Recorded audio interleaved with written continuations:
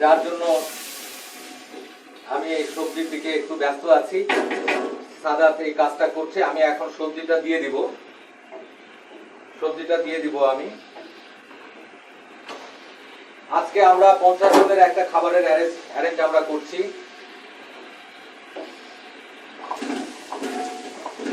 সবজি দিয়ে দেওয়া হচ্ছে।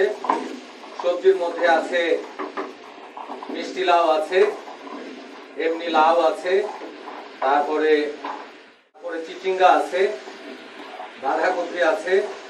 আমাদের আজকের সবজির মধ্যে আমরা দিয়ে দিচ্ছি সবজিগুলো আমরা দিয়ে দিচ্ছি। সবগুলো সবজি আমরা দিয়ে দিলাম। এখন এই স্বাস্থ্যবিধি কিন্তু আপনাদেরকে মেনে চলতে হবে। আজকে আমার এলাকা রানীনগর থেকে আমার এক বন্ধু ঠিক না, বড় ভাই, আমার এক ক্লাসমেটের হাজবেন্ড দুলাল ভাই ফোন করেছিলেন। তো উনি যেভাবে আমাকে ব্যাখ্যা করলেন, যে বুঝাইলেন যে সেখানে মানুষজনের ভিতরে এরকম কোনো আতঙ্ক বা এরকম কোনো অ্যাওয়ারনেস বা এরকম কোনো সতর্কতা তিনি লক্ষ্য করছেন না।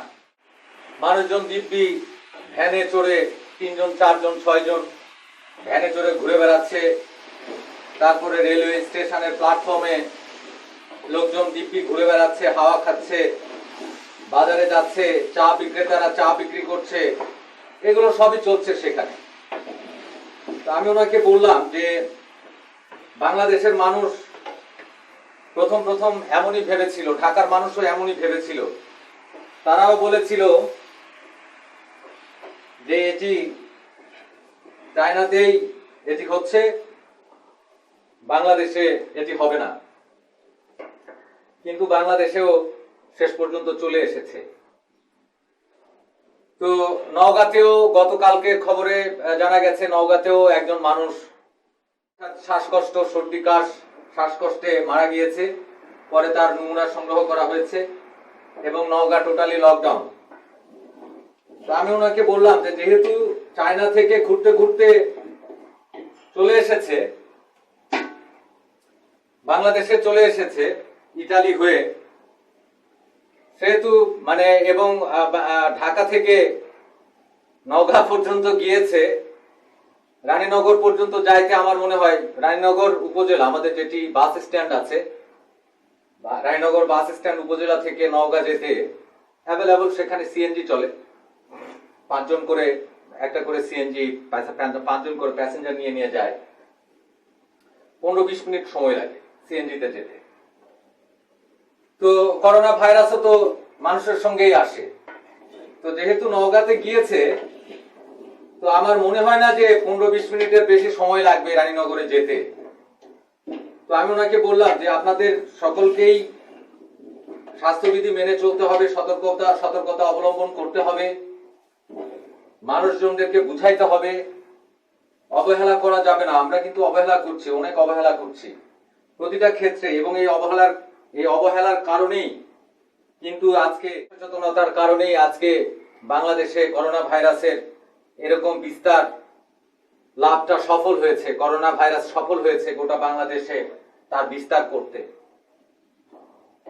তো আমাদেরকে সতর্ক হওয়া দরকার। আমরা যদি সতর্ক না হই তাহলে এটি আরো ভয়ানক আকার ধারণ করবে, যেটি আমরা পরবর্তীতে এটি হিমশিম খেয়ে যাব এবং আমাদের মানে পরবর্তীতে এটি আমাদের দেশীয় একটি রোগে পরিণত হয়ে যাবে। কেউ এটাকে নিয়ন্ত্রণ করতে পারবে না। ডাক্তাররা যদি না থাকে, আমরা কি করছি, আমরা নিজেরা অবহেলার কারণে আক্রান্ত হচ্ছি। আক্রান্ত হওয়ার পর নিজেরা বুঝতে পারছি যে হয়তোবা আমাকে করোনা আক্রান্ত করেছে, বোঝার পরেও আমরা নিজেদেরকে ওই বিষয়টি গোপন করছি এবং হসপিটালে যাচ্ছি, গিয়ে আমরা অন্য কথা বলছি যে তার পেটের ব্যথা বা বুকের ব্যথা বা মাজার ব্যথা অথবা পায়ের ব্যথা বলে আমরা হসপিটালে গিয়ে ডাক্তারের কাছে চিকিৎসা নিতে যাচ্ছি। এতে করে ডাক্তারগুলোও কিন্তু আক্রান্ত হয়ে যাচ্ছে। আজকে অনেক ডাক্তার আক্রান্ত হয়েছে, মারা গিয়েছে ডাক্তার কয়েকজন, পুলিশ আক্রান্ত হয়েছে, তারপরে সাংবাদিক আক্রান্ত হয়েছে। তো আমি যে কথাটি বলছি সেটি হলো যে আমাদের অবহেলা করার কোনো সুযোগ নাই। আমরা কেউই, স্পেশালি আমার এলাকার মানুষ, নওগাঁ, আমার এলাকার মানুষ, আমি নওগাঁর মানুষদের উদ্দেশ্যে আমি বলি যে আপনারা সতর্ক থাকুন। যেহেতু এখন পর্যন্ত নওগাঁতে ওই রকম ভাবে করোনা ভাইরাস বিস্তার লাভ করতে পারেনি, সুতরাং আপনাদেরকে প্রত্যেককে নিজ নিজ অবস্থানে এটির সতর্কতা অবলম্বন করতে হবে এবং কোনো ক্রমেই যেন নওগাঁতে করোনা ভাইরাস বিস্তার লাভ করতে না পারে। শুধু নওগাঁয় নয়, আমি বাংলাদেশের 64টা জেলাকে আমি জানাইতে চাই যে সবাই, সব জেলার মানুষ, সব থানার মানুষ, সব ইউনিয়নের মানুষ, সব ওয়ার্ডের মানুষ আপনারা সতর্ক থাকবেন। সেরকম হলে ভলেন্টিয়ার নিয়োগ করেন, যে নিশ্চিত করেন ওয়ার্ডের মধ্যে একটা ওয়ার্ডে 10টা 5টা গ্রুপ করেন, গ্রুপ করে ওই গ্রুপের মধ্যে 50 জন করে লোক সিলেক্ট করে দেন। ওই 50 জন লোক যারা থাকবে, ওই গ্রুপের টিম লিডার যে থাকবে, সে প্রত্যেকটা মানুষের স্বাস্থ্য নিশ্চয়তা, স্বাস্থ্য সার্টিফিকেট দিবে যে সে ঠিক আছে, ওকে রিপোর্ট দিবে ডেইলি। একটা ওয়ার্ডে যদি ধরেন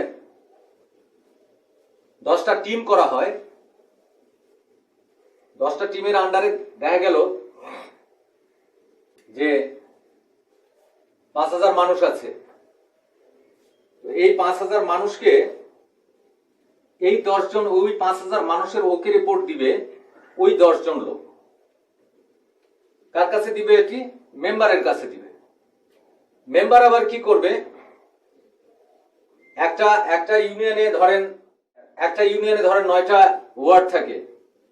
9টা ওয়ার্ডের যে মেম্বারগুলো থাকবে, সেই মেম্বারগুলো চেয়ারম্যান সাহেবের কাছে আবার ওটা রিপোর্ট করবে।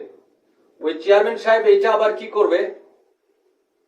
তার যে 8টা ইউনিয়ন থাকবে, সেই 8টা ইউনিয়নের ওকে রিপোর্ট দিবে আবার টিওনো সাহেবের কাছে।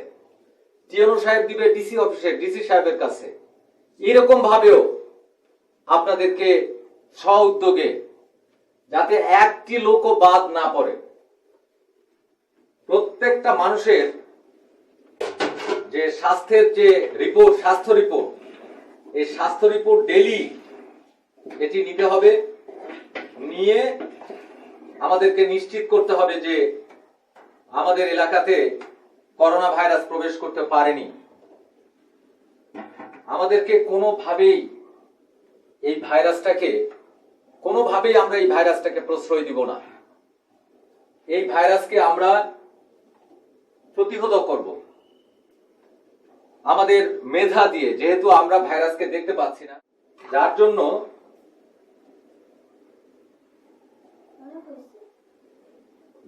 আমরা কিন্তু অবহেলা করছি। কিন্তু অবহেলা করলে চলবে না, মনে মনে ধরে নিতে হবে। আপনার সামনে যা কিছু আপনি দেখবেন, মনে করবেন এগুলো সব করোনা ভাইরাস। আপনি নিজে সতর্ক থাকবেন। আপনার ডানে করোনা ভাইরাস, যেহেতু আপনি করোনা ভাইরাস দেখতে পাচ্ছেন না, সেহেতু আপনাকে মনে করতে হবে যে আপনার ডানে করোনা আছে, বামে করোনা আছে, উপরে করোনা আছে, মাঝখানে করোনা আছে, সব জায়গাতে করোনা আছে। এরকম ভেবে থাকতে হবে। আমি এই কথাটাই দুলাল ভাইকে আমি বললাম যে, দুলাল ভাই, এলাকার মানুষ কি খবর দেখে না? ইউরোপ, আমেরিকা, ইটালি, ফ্রান্স, কি অবস্থা! প্রতিদিন হাজার হাজার মানুষ মারা যাচ্ছে। সুতরাং আমাদেরকে সতর্ক থাকতে হবে, সজাগ থাকতে হবে, কোনোভাবেই এই ভাইরাস যেন বিস্তার লাভ করতে না পারে। এজন্য আপনাদের প্রত্যেককে নিজ নিজ অবস্থান থেকে সচেতন থাকতে হবে। তো আমরা এখন এটি একটু আমরা নাড়াচাড়া করব। নাড়াচাড়া করার পরে তারপরে চাউলটাকে আমরা ভেজে নিব।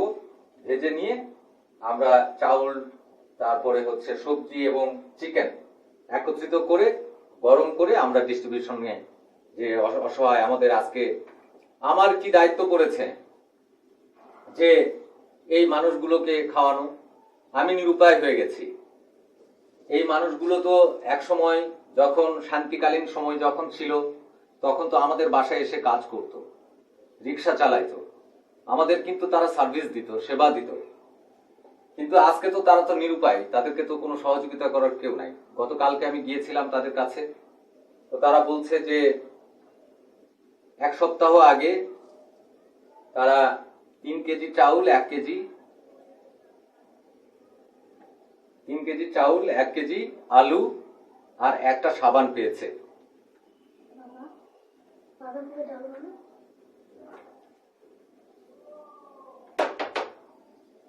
তারপরে আর কোনো খবর নেই। তো তো এতে করে কি ঘটনা ঘটছে যে একটা মানুষ তো তার তো খাবার লাগে ডেলি, ডেলি তো খেতে হয়। 3 বেলার জায়গাতে 2 বেলা, 2 বেলার জায়গাতে অন্তত 1 বেলা হলেও তো তাকে তো খেতেই হয়। তো আমি তাদেরকে 1 বেলা করে খাওয়ানোর একটা নিয়ত করেছি এবং সেই নিয়তের উপরেই আমি চলছি এবং আমি চেষ্টা করে যাচ্ছি। আজকে এই মানে আমার এই অসহায় মানুষের খাদ্য প্রস্তুতের 4র্থ দিন চলে। আমি সেখানে প্রায় 1000-1200 মানুষ সেখানে থাকে, যারা আমাদেরকে শান্তিকালীন সময় আমাদেরকে সহযোগিতা করত, সার্ভিস দিত। তো সেই মানুষগুলোকে সবাইকে আমি খাওয়াইতে পারছি না, তবে আমি চেষ্টা করছি।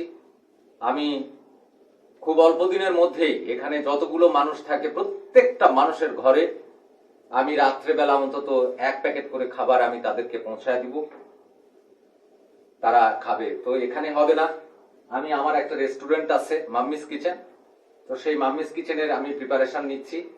তো ওই জায়গাতে যখন আমার প্রিপারেশনটা রেডি হয়ে যাবে তখন আমি ওই সবগুলো মানুষের খাবারের অ্যারেঞ্জ আমি করব। বন্ধুরা, আমরা 2 পাতিলে ভাগ করে দিয়েছি। এটাতে কিছু আছে, এটাতে কিছু আছে, 2টা মিলিয়ে দেওয়া হয়েছে। আমরা একটু পরে সবজি এবং চিকেন দিয়ে দিব। তারপরে ভলেন্টিয়ার নিচে অপেক্ষা করছে, তারপরে তাদের কাছে আমরা খাবার প্যাকেট করে পৌঁছিয়ে দেব। বন্ধুরা, ছোটটাতে সবজি দিয়ে দিচ্ছি।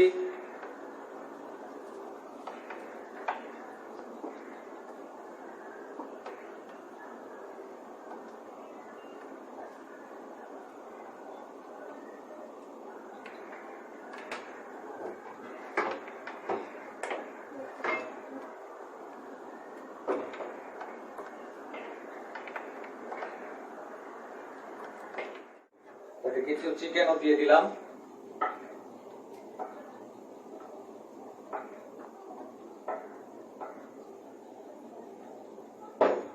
বড়টাতে সবজি দিয়ে দিব।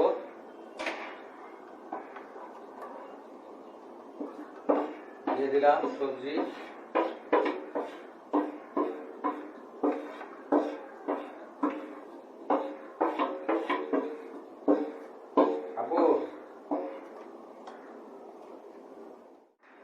চিকেনও দিয়ে দিলাম এটাতে।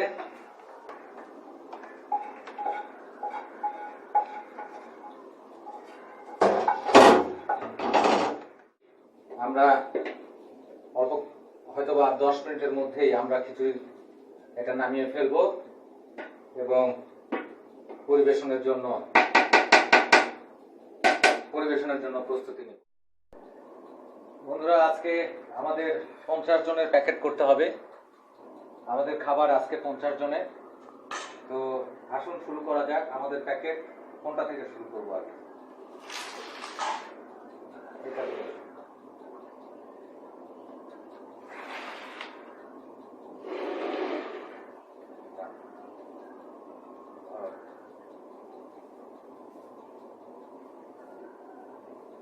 লোকজন সব অপেক্ষা করছে নিচে, ছেলেরা যারা ভলেন্টিয়ার তারা অপেক্ষা করছে।